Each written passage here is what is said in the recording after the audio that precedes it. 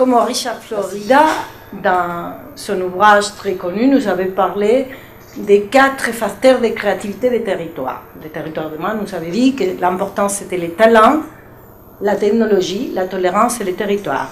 Aujourd'hui, il est nécessaire de passer à ce que la Fondation appelle les 4 C, la créativité donc, bien sûr, la connaissance est le moteur essentiel donc de cette nouvelle économie, la coopération et les compétences de chacun.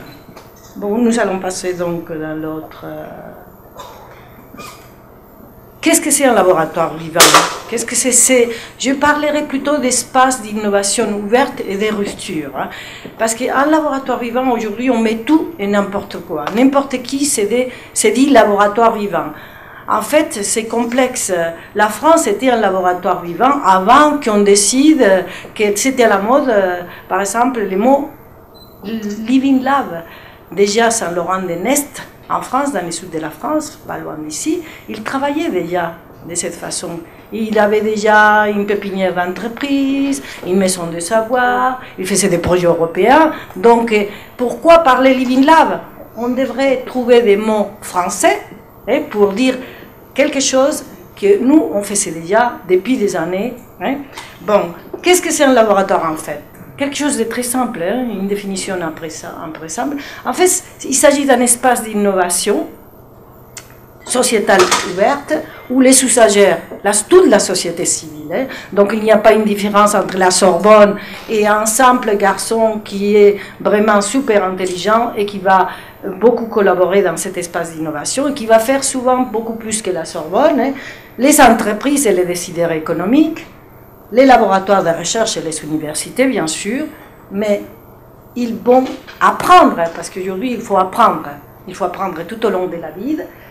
Ils vont échanger des connaissances, ils vont développer de nouvelles formes de travail. Aujourd'hui, les nouveaux outils requièrent de nouvelles formes de travail. Ils vont créer de nouveaux emplois et de nouvelles formations, et ils vont travailler ensemble pour le développement de son propre territoire, bien sûr en collaboration avec les autres, parce que s'il n'y a pas de collaboration, en fait il faut revenir tout simplement à ce qu'on faisait à la Renaissance, donc il n'y a rien de nouveau dans le monde. Qu'est-ce que c'est le laboratoire des territoires de Mans? Aujourd'hui je ne vous les expliquerai non plus, mais je peux vous dire que dans ce laboratoire, donc 5 régions se sont regroupées pour les créer, et que ce laboratoire a permis le développement des laboratoires un peu partout dans le monde, en France bien sûr, en Europe, en Afrique, en Amérique latine, et une communauté d'innovation et de connaissances. D'ailleurs, la plupart des Living Labs qu'on est là, on l'a co-créé, c'est la fondation, tous en fait, c'est la fondation qui les a co-créés. Je vais vous présenter aujourd'hui justement quelques thèmes de quelques Living Labs ruraux. Par exemple, vous avez surtout les SimLab, que c'est Caraïbes Innovation Martinique Living Lab, donc je vais vous présenter un tout petit peu. C'est bien sûr les vôtres. La gestion des risques à Tarascon, c'est une expérience passionnante, puisque c'est les pompiers qui ont créé une plateforme avec les villages, avec les élus. Nous avons été d'ailleurs à faire des expériences avec eux, et ils ont créé une plateforme. Pourquoi? Vous savez que c'est un pays qui s'inonde régulièrement, et donc aujourd'hui on a une plateforme pour gérer donc ces inondations. Nous avons bien sûr, avec un laboratoire de l'Université de Nantes, donc tout ce qui est, et aujourd'hui ils ont développé toute la région grâce à des codes flash, vous savez ces petites images que vous avez à travers de votre téléphone, donc ils sont créés partout, et ils inondaient la région des codes flash, et ils sont en train de développer très bien leur économie. Et vous avez aussi les pôles numériques à Valence, avec les réseaux, les liés, les coworking, le télétravail, etc. Voilà l'exemple de Living Lab rural, de la communauté du nord de la Martinique. Les images disent tout. Voilà, il entend bien sûr accompagner les territoires du nord de la Martinique et les Caraïbes dans toutes ces dimensions prospectives, dans cette nouvelle façon de travailler. Et il s'appuie sur la fondation des territoires de l'État. Voilà l'historique, les images. des partenaires. Pourquoi? Pour améliorer bien sûr la vie des habitants, mieux exploiter les atouts de développement économique, créer une offre touristique nord de bonne ampleur, mieux prendre en compte l'environnement, renforcer la cohésion sociale et lutter contre l'exclusion, et bien sûr construire tous les pays. Voilà les plans qui sont. Donc, développement de lieux de découverte et d'apprentissage, accueil d'autres Living Lab, ils travaillent déjà avec d'autres Living Lab, partage et collaboration, donc test et développement des services et constitution d'une région, d'une macro-région du Caraïbe. Voilà, les services et les souverages. Ce qui est, je trouve personnellement le plus intéressant, c'est justement la mise en réseau des bibliothèques. Je trouve passionnante ces projets. Voilà, les objectifs du Living Lab, soutenir l'innovation par la participation au programme européen. Presque tous les Living Lab ont des projets avec d'autres Living Lab, avec d'autres espaces d'innovation du monde entier. Et bien sûr, il y a des financements aujourd'hui, aussi bien européens qu'internationaux, pour partager des connaissances avec d'autres réseaux, et notamment au réseau des Living Lab d'Amérique latine et les Caraïbes, qui vont intervenir tout à l'heure, certains d'entre eux, développer des actions conjointes et aider à la création conjointe aussi des Living Lab, puisque maintenant chaque région et chaque pays devra donc certifier ses propres espaces d'innovation. Voilà les thématiques, les Smart Cities, e-gouvernement, tourisme bien sûr, et développement territorial. Pourquoi? Je passe vite parce que je n'ai pas beaucoup de temps. Voilà les comités de pilotage, vous savez la Martinique, la communauté des communes et les réseaux, territoire de développement, les lacs et relais. Je passe vite. De toute façon, je passe vite parce que vous avez dans les petits dossiers que je vous ai donnés, celui qui ne l'a pas, il n'a qu'à me les demander. Vous avez bien sûr une communication, comme ça je n'ai pas besoin de passer trop de temps. Il y a aussi une petite présentation de la Fondation Territoire de Demain et une présentation aussi du réseau LEILAC. Voilà les blogs donc, du projet Rubigno des bibliothèques de la Martinique. Je vous conseille d'aller voir donc sur Internet. Voilà. Voilà, ça c'est une de nos manifestations comme celle-ci, à Budapest. Notre secrétaire général qui est là, qui parlera peut-être tout à l'heure, voilà.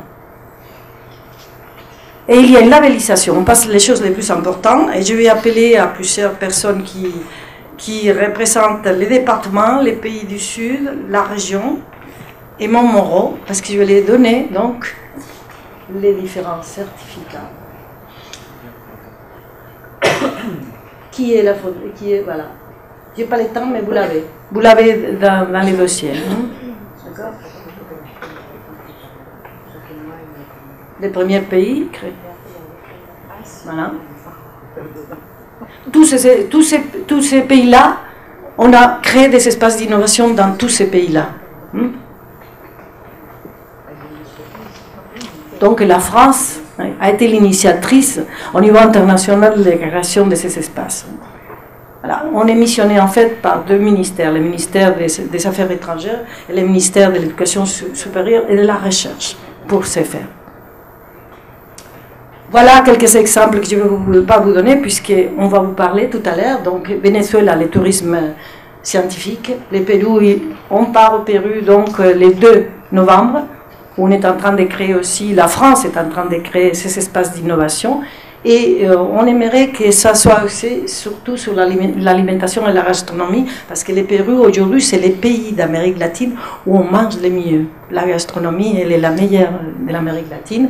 La Colombie, ça fait maintenant des années qu'on travaille. Il y a Medellín qui va vous parler, donc je ne vais pas vous parler aujourd'hui. D'ailleurs, l'Amérique latine, c'est un exemple. Et c'était aussi des Living Lab depuis des années.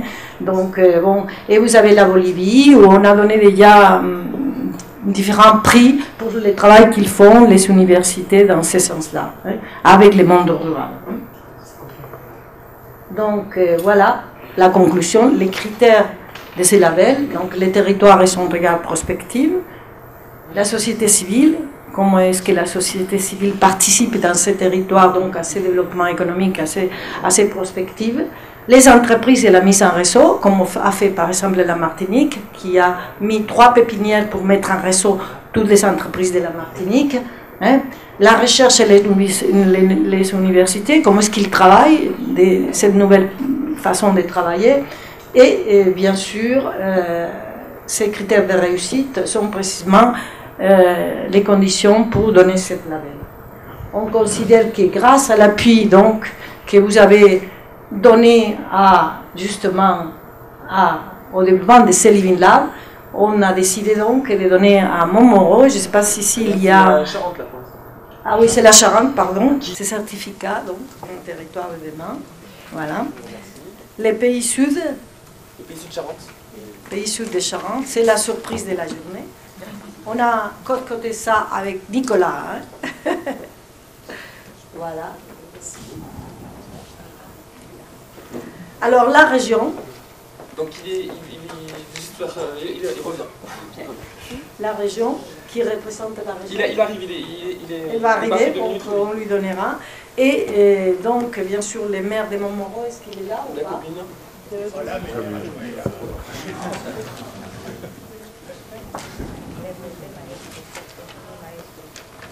Voilà. Voilà. Donc, il a aussi un numérique. Donc, Nicolas a tout en numérique. Donc, vous le demandez à Nicolas. Et bien sûr, maintenant, je vous remercie beaucoup de votre attention, et j'aimerais avoir des questions. Donc, est-ce qu'il y a des questions justement sur cette présentation qu'on a voulu, hein, parce qu'il y a un public qui n'est pas, enfin, juste initié ou qui ne connaît pas trop justement ce qu'est un Living Lab. Donc, on a voulu le présenter à nouveau. Donc, si vous avez des questions complémentaires sur cette présentation, n'hésitez pas. Donc, est-ce qu'il y a des questions? Pas de questions? Oui.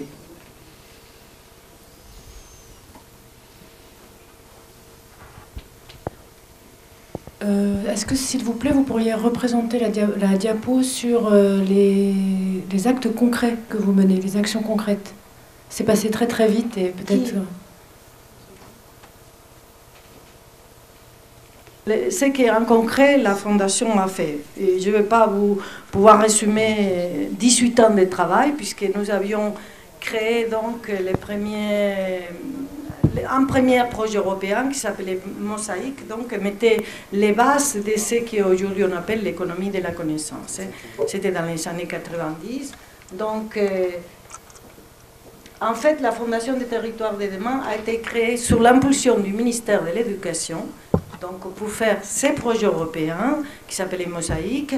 Et donc, la Fondation a créé aussi en 2009 une communauté internationale d'innovation et de connaissances à l'Institut français de Budapest, un réseau européen et international de nouveaux emplois et de nouvelles formations à travers aussi d'un projet européen, et les réseaux français des Living Lab et des espaces d'innovation, qui aujourd'hui c'est les ASIS, une des ASIS, et les réseaux des Living Lab et des espaces d'innovation d'Amérique latine et les Caraïbes. Bon, mais je répète, je ne peux pas vous résumer 18 ans de travail énorme. Je pense que ce qui est intéressant, Laura, ce qu'on pourra dire, c'est que là, dans les intervenants que vous allez avoir, tous ceux qu'on va voir ici sont des personnes qui émanent de ces groupes. Donc vous allez voir concrètement, justement. L'intérêt, c'est la présence. Hein. Déjà, on va en avoir une personne d'Amérique latine qui va présenter. Voilà. Donc voilà. Mais c'est vrai qu'il faut sentir ce concret qu'un papier ne peut pas retranscrire. C'est vrai que 4 diapos ne peuvent pas donner... Voilà. J'ai vu qu'il y avait une question au fond. Un exemple. Donc de Numérica, qui a organisé les dernières rencontres à Montbéliard. C'est lui qui avait organisé. Merci Nicolas. Donc Michel Stinta, je suis directeur général du pôle TIC régional de Franche-Comté. Donc je prends au vol la question de Madame. Qui vient après une question d'une autre dame qui était... Et ce que je vois dans les Living Lab, c'est dans ce mouvement qui émerge un petit peu partout. On voit un élan des gens qui ont envie de faire des choses ensemble. Hein, bon. Alors, ces gens, ces acteurs, on voit, il y a des universités, il y a la société civile, il y a des élus, il y a des laboratoires de recherche, il y a des entreprises. Bon, faire quelque chose ensemble. Ça, déjà, c'est pour ça que ça émerge. Et c'est vrai qu'on reste un petit peu sur notre faim. Et moi, je reste tellement sur ma faim que j'ai souhaité lancer en mémoire de DEA, hein, donc pour mettre des étudiants là-dessus, avec l'Université de Franche-Comté, sur une première typologie, un premier travail sur les Living Labs français. Donc avec une partie théorique, une partie empirique. Une partie théorique, c'est qu'est-ce qu'un Living Lab, comment les classer. Hein, et on voit bien, ça part en tous les sens, hein, et c'est bien. Hein. Il y a des gens qui se mettent ensemble pour travailler sur une bibliothèque, il y a des gens qui vont créer un projet numérique, ça part dans toutes les directions. Mais du coup, je pense qu'il faut essayer de clarifier l'approche sociologique qui va permettre d'expliquer pourquoi il y a cette virulence du mouvement, pourquoi ça part comme ça. Les classer, trouver donc les causes, et puis après des indicateurs de mesure. Voilà, moi c'est ce que je souhaite, des indicateurs de mesure. Comment mesurer ce qui est mesurable, hein, par exemple des créations d'emplois, ça peut se mesurer, pour certains Living Labs. Bon, et puis après, il faut trouver certains indicateurs pour étalonner la démarche. Voilà. Et donc, je réagis encore une fois parce que j'entends pour la deuxième remarque de ce type-là, on se dit ok, c'est bien, mais là ce qu'on nous présente au fond, c'est surtout l'émergence de nouveaux Living Labs. Et alors, il y a des vraies choses qui se produisent. Et maintenant, oui, je crois qu'il faut les classer, qu'il faut les mesurer, les étalonner. Voilà. Et on sera innovant aussi pour trouver des mesures comme le PIB. Hein. Il y a d'autres façons de mesurer le PIB que les manières traditionnelles. Là aussi, il faudra être innovant pour arriver à suivre les Living Labs. Enfin, en tout cas, c'est comme ça que Numérica voit les choses. Oui, nous sommes en train de préparer des nouveaux Living Labs pour mesurer, justement. Donc, et notamment les réseaux latino-américains, on est en train de vous préparer une surprise, mais aussi en France. Donc, il y aura des Living Labs qui vont s'occuper de mesurer vraiment et savoir qui est Living Lab et qui non. Parce que quand je vous disais au début, il y a beaucoup d'espaces qui se disent des Living Labs, mais ils ne sont pas des Living Labs. Au moins, ils n'ont pas la conception que nous avons de qu'est-ce que c'est un Living Lab. Parce qu'à quoi ça sert de faire un espace d'innovation aujourd'hui et il y a une crise économique aujourd'hui. On doit changer d'économie, la façon dont on travaille, on doit la changer. Donc aujourd'hui, un espace d'innovation ouverte qui ne fait pas d'innovation ouverte et disruptive ne sert à rien. On a fait des projets avec des Living Labs pour enrichir certaines multinationales. J'ai vu, par exemple, un projet où il y avait une multinationale d'un téléphone, où il y avait des Espagnols perdus, paumés, qui avaient créé une entreprise. Ils se baladaient pour utiliser les téléphones, on leur a donné 4 sous, et dès que le projet a fini, l'entreprise a pu développer son business, et l'Espagne est passée au chômage, hein, par exemple. Je vous donne un exemple, mais il y en a beaucoup comme ça. Donc aujourd'hui, on ne peut pas se permettre de financer ce genre de projets. Il faut financer des projets où on va avoir un développement économique vraiment dans la région, que ça soit social ou que ça soit, bien sûr, il y a une innovation sociale de laquelle il ne va pas produire de l'argent, mais il va produire un bien-être pour les gens du pays. Et c'est ça qui compte. Donc, si vous allez produire du bien-être, de la connaissance, de l'éducation pour les pays, ça peut se mesurer. Si les personnes âgées vont pouvoir vivre mieux dans les pays, ça peut se mesurer. Et si vous allez faire de l'économie, et si vous allez travailler avec d'autres pays, et vous allez développer économiquement votre propre région, ça c'est vraiment bien. Par contre, c'est vrai qu'aussi avec une université latino-américaine, on ne peut pas tout dévoiler, on est en train de préparer oui, faut pas que tu donnes tout parce que... des règles juridiques, parce qu'il faut monter les juridiques, il faut la réinventer, parce que les droits d'auteur, il faut respecter les droits d'auteur de chacun. Mais il ne faut pas dire comme certaines qui mettent des droits d'auteur là où il n'y a rien, et après on vous demande de mettre leurs droits d'auteur. Donc, à chacun son dû, mais aussi il y a des règles dans les droits d'auteur. Merci Laura. Très bien, je trouve que c'est très intéressant ce que tu as dit à la fin, parce que ça permet, je pense, de mieux comprendre les raisons pour lesquelles la Fondation des Territoires de Demain a, on va dire, parrainé ou en train de suivre notre projet. On est bien sur une dimension humaine, que les gens du territoire, c'est la deuxième phase de l'espace mobile. On est en train de développer des applications avec... Concrètement, nous, des Living Labs, le laboratoire de recherche de la Villette est un exemple, qui ont cette connaissance et qui vont pouvoir mesurer en quoi ce que l'on fait peut être généralisable ou transposable sur d'autres territoires qui ne sont pas obligatoirement des territoires français. Là, vous allez avoir la Colombie qui est en train de monter l'Escuela 2.0. L'idée, c'est de voir comment, pas moi, pas ma structure obligatoirement, après c'est l'éducation nationale, mais c'est apporter des projets innovants, d'expérimentation ouverte à la population avant une généralisation. Voilà. Par contre, Laura a raison, pour ouvrir des choses, il faut quand même faire attention aux droits d'auteur, faire attention au ministère qui gère ces structures-là, pour ne pas proposer quelque chose non plus partir dans tous les sens. Voilà, donc je pense que c'est important.